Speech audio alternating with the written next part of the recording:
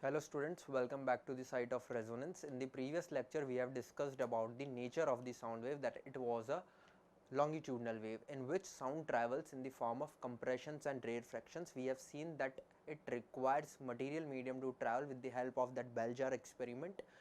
So we know that sound needs medium to travel, it cannot travel through vacuum, means it is a mechanical wave.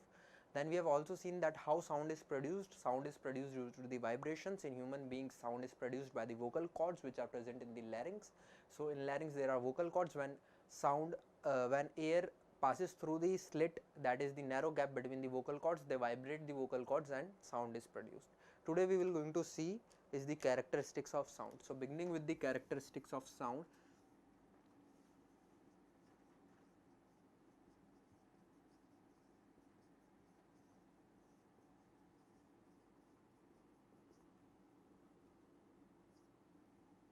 So characteristics of sound. In characteristics of sound, the first characteristic that we are going to see is the pitch. Pitch. Now what pitch is? See, pitch is the shrillness in sound. If pitch is very high, means sound is shrill. Sound is shrill.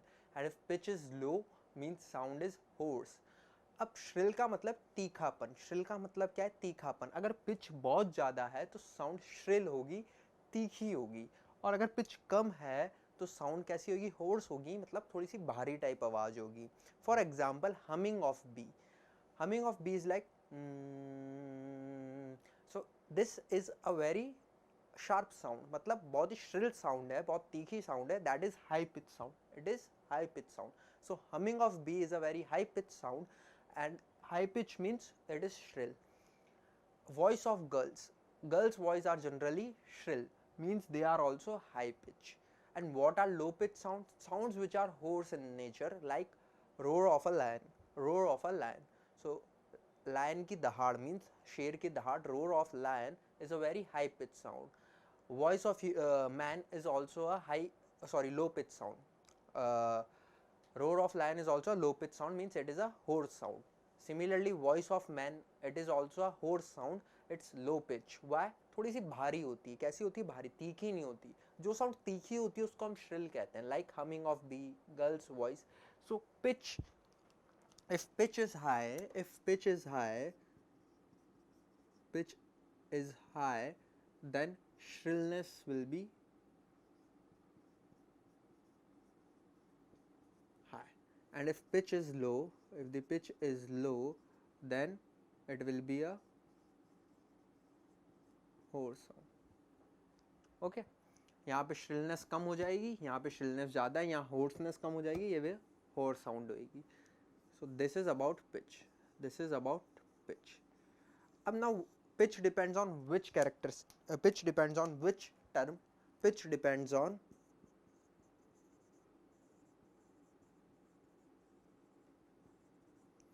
pitch depends on pitch depends on frequency. Pitch किस पे depend करता है? Frequency पे depend करता है. It is very important to know. Pitch depend करता है frequency पे. हमने अभी तक फ्रीक्वेंसी के बारे में पढ़ा नहीं है, हम फ्रीक्वेंसी के बारे में आगे पढ़ेंगे, बट आपको पता होना चाहिए फ्रीक्वेंसी पे कौन डिपेंड करता है? पिच डिपेंड करता है. बच्चों, अगर फ्रीक्वेंसी ज़्यादा होगी, क्या ज़्यादा होगी? Frequency. Frequency is more then the sound will be high pitch sound. Pitch will be high. And if frequency is less, then it will be a low pitch sound. It will be a low pitch sound. So pitch किस पे depend करता है बच्चों? Frequency पे. Pitch किस पे depend करता है? फ्रीक्वेंसी पे डिपेंड करता है. अगर पिच ज़्यादा है तो साउंड कैसी होती है? श्रिल. साउंड कैसी होती है? श्रिल. और अगर पिच कम है तो साउंड कैसी होती है? होर्स. कैसी होती है? Hoarse. Like roar of lion and shrillness means humming of bee. तीखापन होना चाहिए. पिच ज़्यादा है तो कैसी आएगी अपने आप आवाज़? तीखी आएगी. और अगर पिच कम है तो भारी आवाज़ आएगी. कैसी आवाज़ आएगी? भारी. अब पिच किस पे डिपेंड करती है? फ्रीक्वेंसी पे. किस पे डिपेंड करती है? फ्रीक्वेंसी पे. अगर फ्रीक्वेंसी ज़्यादा है तो पिच क्या होगी? हाई. और अगर फ्रीक्वेंसी कम है तो पिच क्या होगी? लो. तो अगर फ्रीक्वेंसी ज़्यादा है तो हम फ्रीक्वेंसी अभी आगे पढ़ेंगे. थोड़ा सा आइडिया मैं आपको यहाँ देता हूँ एक डायग्राम से. See, this is a wave. Okay. and there is one more wave.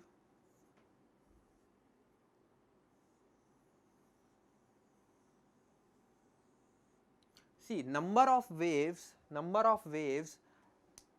in a second, where it is more, it is more over here. आप देख सकते हैं यहाँ एक वेव बनी है यहाँ तक, और यहाँ पर कितनी वेव बन चुकी है बेटा, 1, 2 and 2.5. तो यहाँ पर पिच क्या है, ज़्यादा है. अगर मैं बात करूँ एम्पलीट्यूड की, तो ये एम्पलीट्यूड होता है, ये क्या होता है, एम्पलीट्यूड. मीन पोजीशन से maximum displacement, this is amplitude. here the amplitude is this.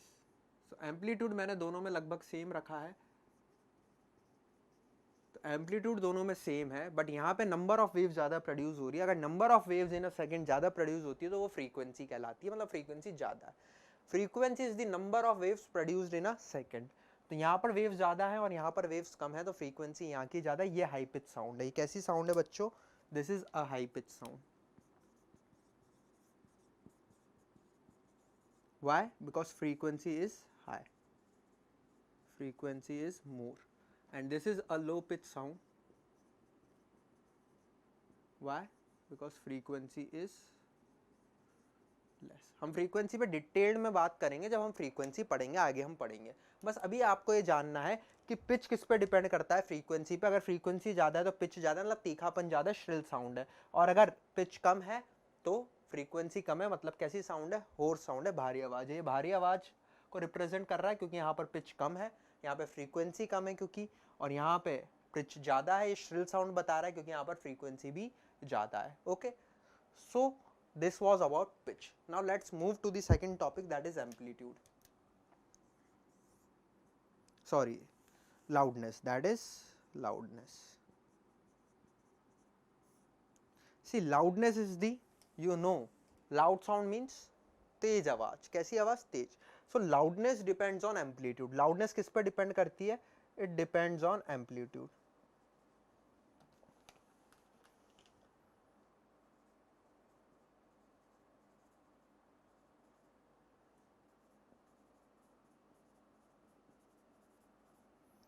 What is amplitude? I have shown you the maximum displacement of particle from mean position. This was his mean position. ये mean position है, यहाँ से जो ये displacement है, जो कि maximum displacement है, ये क्या है, amplitude है. ये क्या है, amplitude है. अगर amplitude ज़्यादा होगा, क्या ज़्यादा होगा, amplitude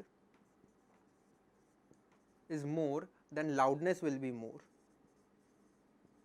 Loudness will be more. And if amplitude is less, then loudness will be less. loudness भी क्या रहेगी, कम रहेगी अगर एम्पलीट्यूड कम है, और अगर एम्पलीट्यूड ज़्यादा है तो loudness भी क्या रहेगी, ज़्यादा रहेगी. पिच किस पर डिपेंड करता था, फ्रीक्वेंसी पे. loudness किस पर डिपेंड करती है, एम्पलीट्यूड पे. किस पर डिपेंड करती है, एम्पलीट्यूड पे. अगर एम्पलीट्यूड ज़्यादा है तो loudness ज़्यादा, और एम्पलीट्यूड कम है तो loudness कम है. पिच ज़्यादा है तो, सॉरी, फ्रीक्वेंसी ज़्यादा है तो पिच ज़्यादा, और फ्रीक्वेंसी कम है तो पिच कम है. अगर एम्पलीट्यूड ज़्यादा है तो लाउडनेस ज़्यादा, और एम्पलीट्यूड कम है तो लाउडनेस कम है. हम एम्पलीट्यूड पे भी आगे बात करेंगे. थोड़ा सा आपको आइडिया मैं यहाँ दे देता हूँ. व्हाट इज एम्पलीट्यूड, हमने देखा maximum displacement from the mean position is known as amplitude of the particle. See, एक वेव ये है, okay, and there is another wave, there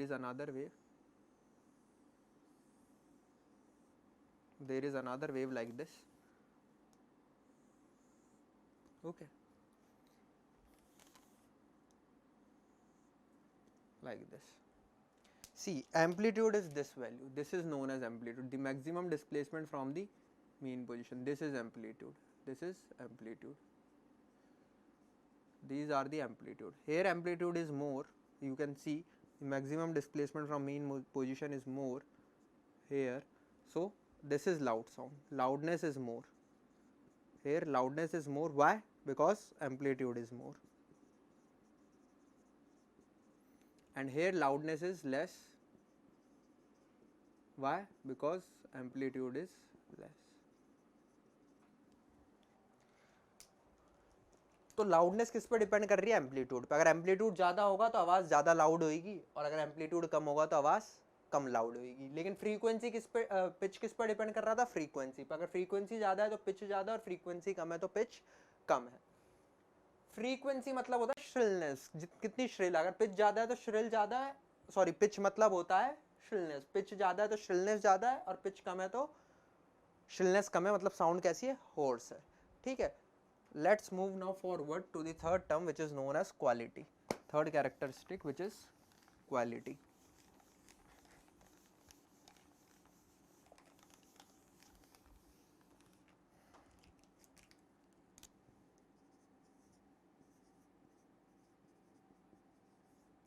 Now what is quality or timber? You can say it as timber also. What is quality or timber? See, if there are two sounds of same loudness and same frequency, means same pitch. If there are two sounds of same loudness and same pitch, अगर दो sound है जिनकी loudness same, मतलब आपके दो दोस्त हैं same loudness से बोल रहे हैं और उनकी pitch भी same है, उन्होंने pitch भी frequency जो produce करी है साउंड की वो भी same करी, same pitch है, तो आप कैसे पहचानेंगे कि कौन सा मेरा ए फ्रेंड है और कौन सा मेरा बी फ्रेंड है? That is by quality. दोनों की क्वालिटी अलग होगी, दोनों की क्वालिटी और टिम्बर अलग होता है। So when there are two sounds of same amplitude means same loudness and same frequency means same pitch, अगर दो साउंड है जिनकी पिच और लाउडनेस सेम है तो आप डिस्टिंग्विश किसकी हेल्प से कर सकते हैं? आप डिस्टिंग्विश जो करते हैं वो क्वालिटी की हेल्प से करते हैं। दोनों की क्वालिटी क्या होती है? अलग अलग होती है। Like violin and flute, violin and flute को आप सेम लाउडनेस और सेम पिच से बजा रहे हो, लेकिन आपको दोनों में पता चल जाएगा कि ये वायलिन है और ये फ्लूट है। क्यों? क्योंकि उनकी क्वालिटी क्या है? अलग है। उनकी क्वालिटी या टिम्बर क्या है? अलग है। That is the characteristic of sound, quality. Now let's have a revision. Pitch ज्यादा है मतलब क्या चीज ज्यादा है? फ्रीक्वेंसी ज्यादा है। पिच कम है मतलब क्या चीज कम है? फ्रीक्वेंसी कम है। पिच का मतलब अगर पिच ज्यादा है तो साउंड कैसी? श्रिल साउंड है, तीखी आवाज है, like humming of bee, girls voice. और अगर पिच कम है मतलब कैसी साउंड है? होर्स साउंड है, like car horn, men's voice and roar of lion. Hoarse sound मतलब भारी आवाज है जब पिच क्या है? कम है। पिच कम है मतलब फ्रीक्वेंसी कम है। अगर पिच ज्यादा है तो फ्रीक्वेंसी ज्यादा है। कैसी आवाज है? तीखी आवाज है, like humming of bee, girls voice. That was about pitch. यहाँ पर पिच इसकी कम है, इसकी ज्यादा है, क्योंकि नंबर ऑफ वेव ज्यादा प्रोड्यूस हो रही है, number of waves come produce हो रही है एक सेकंड में। लाउडनेस की अगर मैं बात करूं तो लाउडनेस डिपेंड करता है एम्पलीट्यूड पे। जितना ज्यादा एम्पलीट्यूड होगा उतनी ज्यादा लाउडनेस होगी। तो अगर दो वेव दिए जिनका एम्पलीट्यूड डिफरेंट है तो लाउडनेस आप पहचान लेंगे। यहाँ देखो एम्पलीट्यूड बड़ा है और यहाँ एम्पलीट्यूड कम है, तो जहाँ एम्पलीट्यूड कम है वहाँ लाउडनेस कम है, और जहाँ एम्पलीट्यूड बड़ा है वहाँ लाउडनेस ज्यादा है। क्वालिटी टिम्बर क्या होती है? ऐसी कैरेक्टरिस्टिक है जब दो साउंड हो जिनकी लाउडनेस सेम हो और पिच सेम हो, तो फिर आप कैसे डिस्टिंग्विश करेंगे? With the help of quality. Quality अलग अलग होती है, क्वालिटी अलग अलग होती है, सोर्स ऑफ साउंड अगर अलग अलग है तो। That was about characteristic. Now the fourth and the last characteristic was intensity. It is intensity of sound.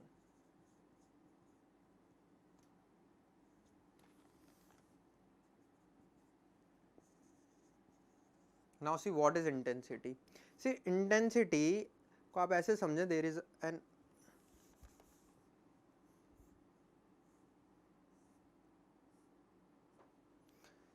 area and from this area there is sound energy getting transferred.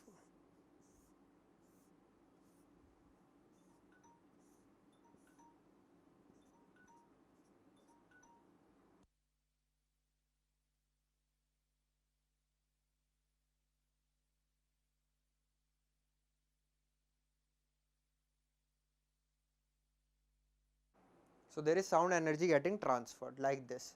So this is the sound energy,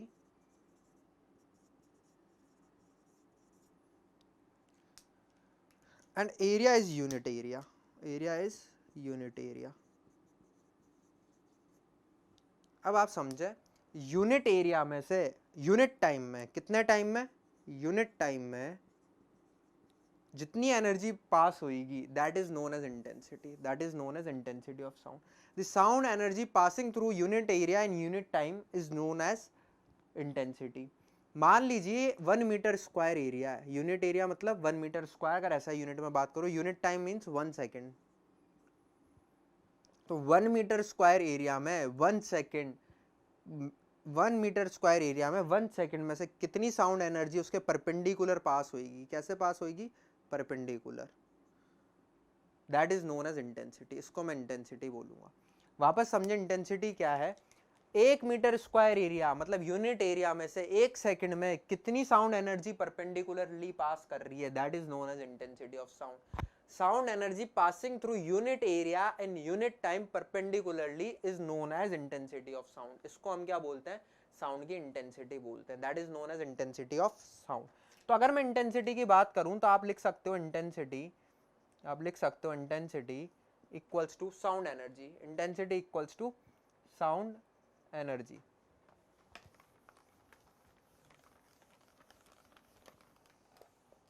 intensity equals to sound energy upon area upon time. So intensity is the sound energy per unit area per unit time. So what I am seeing is sound energy perpendicularly 1 metre square area में से 1 second में कितनी पास हो रही है, that is intensity. देखो आप area को अगर आप 1 मीटर स्क्वायर कर दो, टाइम को 1 कर दो, तो नीचे वाली क्वांटिटी 1 हो गई, तो जो साउंड एनर्जी पास हुई वही क्या बन जाएगी, इंटेंसिटी, वही क्या बन जाएगी, इंटेंसिटी। सो इंटेंसिटी का फॉर्मूला मेरे पास आ गया साउंड एनर्जी पर एरिया पर यूनिट टाइम। वापस समझे, साउंड एनर्जी एक यूनिट एरिया में से 1 सेकंड में परपेंडिकुलरली जितनी भी पास होगी that is known as intensity. Intensity का मतलब sound energy passing through unit area in unit time perpendicularly, that is intensity. Formula होता है intensity equals to sound energy upon area into time. Sound energy की unit बताओ, joule, energy है तो unit क्या होगी, जूल, एरिया की unit metre square और टाइम की यूनिट सेकंड, टाइम की यूनिट सेकंड, तो इसकी यूनिट क्या आ गई, joule upon metre square second. लेकिन मुझे पता है, मुझे क्या पता है कि मैं जूल पर सेकंड को वॉट लिख सकता हूँ, जूल पर सेकंड को क्या लिख सकता हूँ, वॉट, तो वॉट अपॉन मीटर स्क्वायर इसकी एसआई यूनिट है। कौन सी यूनिट है, एसआई यूनिट, ये भी इसकी एसआई यूनिट है, जूल पर मीटर स्क्वायर पर सेकंड। सो एसआई यूनिट आप या तो जूल पर मीटर स्क्वायर पर सेकंड लिख लो या फिर जूल पर सेकंड को वॉट में कन्वर्ट कर लो, तो वॉट पर मीटर स्क्वायर इसकी क्या हो जाएगी, एसआई यूनिट, क्योंकि ये हमको पता है अपने बेसिक नॉलेज से। तो हमने क्या क्या पढ़ा, हमने पढ़ा पिच, हमने पढ़ा लाउडनेस, हमने पढ़ा क्वालिटी और टिम्बर, और हमने पढ़ा इंटेंसिटी ऑफ साउंड। अब जो लाउडनेस और इंटेंसिटी ऑफ साउंड में थोड़ा सा कंफ्यूजन हो जाता है बच्चों को। लाउडनेस बेटा it depends on the sensation of ear, how sensible your ears are. हो सकता है दो आवाज एक जने को लाउड लग रही है लेकिन दूसरे जने को लाउड नहीं लग रही, क्योंकि उनकी सेंसिटिविटी पे डिपेंड करता है, कान की कितनी सेंसिटिविटी है, ईयर की कितनी सेंसिटिविटी। जो मैं बोल रहा हूं हो सकता है आपको लाउड लग रहा हो लेकिन आपके फ्रेंड को वो लाउड नहीं लग रहा हो, डिपेंड करता है कितने कान सेंसिटिव हैं। तो लाउडनेस डिपेंड्स ऑन सेंसिटिविटी। आप लाउडनेस को मेजर नहीं कर सकते, there is no instrument to measure loudness. आप लाउडनेस को मेजर नहीं कर सकते क्योंकि ये पर्सन टू पर्सन चेंज होएगा, जिसके कान जितने सेंसिटिव होंगे उतनी उसको लाउडनेस लगेगी। But intensity, intensity is a physical quantity, you can measure intensity, और ये डिपेंड नहीं करता किस पे, सेंसिटिविटी ऑफ ईयर पे। ये सेंसिटिविटी ऑफ ईयर पे डिपेंड नहीं करती, कौन, इंटेंसिटी, लेकिन लाउडनेस करती है। इसको आप मेजर कर सकते हो physical quantity, as a physical quantity, इसको आप मेजर नहीं कर सकते as a physical quantity. So ये हमारी बात हुई कैरेक्टरिस्टिक ऑफ साउंड पे। Now we will going to start measurement of intensity.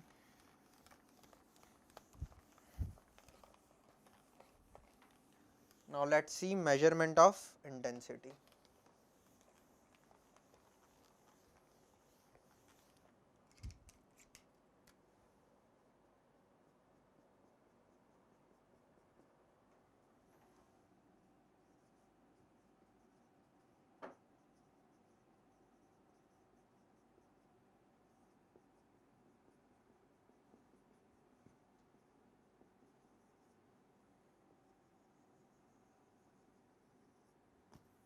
See, we measure intensity in decibels. We measure intensity in decibels.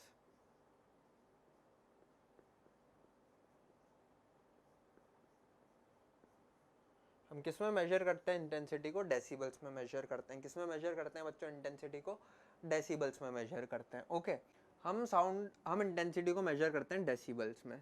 सी, जो ह्यूमन ईयर है, human ears,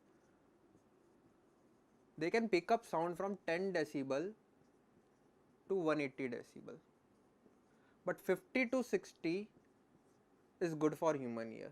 Okay, 50 to 60 decibel is quite good sound for human ears. अब quite loud sound for human ears. Above 80 decibels, till 80 decibels human ears are quite comfortable, but above 80 decibels there are great intolerance in the human body above for sound above 80 decibels. 80 decibels के जैसे ऊपर जाती है sound तो फिर हमको कुछ problems हो सकती है रिलेटेड टू आवर ईयर्स, और वो इल टॉलरेबल हो जाती है हमारे लिए. कौन सी sound? Greater than 80, greater than 80 decibels वाली. ओके, सो ह्यूमन ईयर कहाँ से कहाँ तक पिकअप कर सकते हैं sound? From 10 decibel to 180 decibel. 50 to 60 is a quite good range for human beings. Above 80 decibels there is problem with the ear. बहुत सारी आपको डिजीज ईयर प्रॉब्लम्स हो सकती है if you are listening for good time above 80 decibels. यहाँ पर problem create हो जाएगी अगर आप 80 डेसिबल्स के ऊपर ज़्यादा टाइम तक सुनेंगे आवाज़ को, तो क्योंकि ये परेशान करती है हमको, सेंसेशन इसमें बहुत ज़्यादा होता है. Okay, so it was about measurement of intensity. Now we will going to continue the next topic in our next class. Thank you for today. We will going to continue in our next lecture.